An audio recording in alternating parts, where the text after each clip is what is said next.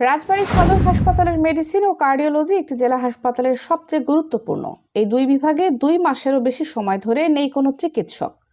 এতে জটিল রোগীদের চিকিৎসা কঠোরভাবে ব্যাহত হচ্ছে। প্রতিদিনই বাড়ছে রেফার্ড রোগীর সংখ্যা। বাধ্য হয়ে অন্যান্য বিভাগের চিকিৎসকদের উপর নির্ভর করতে হচ্ছে রোগীদের। 100 শয্যার এ জেলা হাসপাতালটি বর্তমানে দৈনিক 150 থেকে 170 জন রোগী ভর্তি নিচ্ছে। বহির্বিভাগ থেকে প্রতিদিন সেবা নিচ্ছেন 1000-এর বেশি মানুষ। বিশেষ করে হার্ট অ্যাটাক, হৃদরোগ, অ্যাজমা, লিভার ও পরিপাকতন্ত্রের জটিল রোগীদের জন্য মেডিসিন ও কার্ডিওলজি চিকিৎসকের উপস্থিতি অপরিহার্য। কিন্তু দীর্ঘদিন ধরে বিভাগ দুটি শূন্য থাকায় সেবা বিপর্যস্ত হচ্ছে। চিকিৎসক বদলির পর আর কেউ যোগ দিচ্ছেন না। হাসপাতাল সূত্রে জানা যায়, গত 1 বছরে চিকিৎসক বদলি বাড়ায় সংকট আরও গভীর হয়েছে।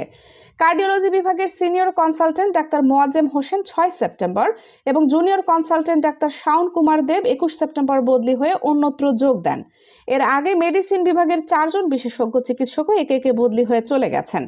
বর্তমানে হাসপাতালে সিনিয়র কনসালটেন্ট থাকার কথা 10 জন, কিন্তু আছেন মাত্র 1 জন। তিনি অর্থো সার্জারি বিভাগের। জুনিয়র কনসালটেন্ট 12টি পদের মধ্যে শূন্য 5টি। 11 জন সহকারী সার্জনের স্থলে আছেন 6 জন এবং মেডিকেল অফিসার আছেন মাত্র 3 জন। ফলে পুরো 2 বিভাগের কাজ পুরোপুরি অচল হয়ে পড়েছে।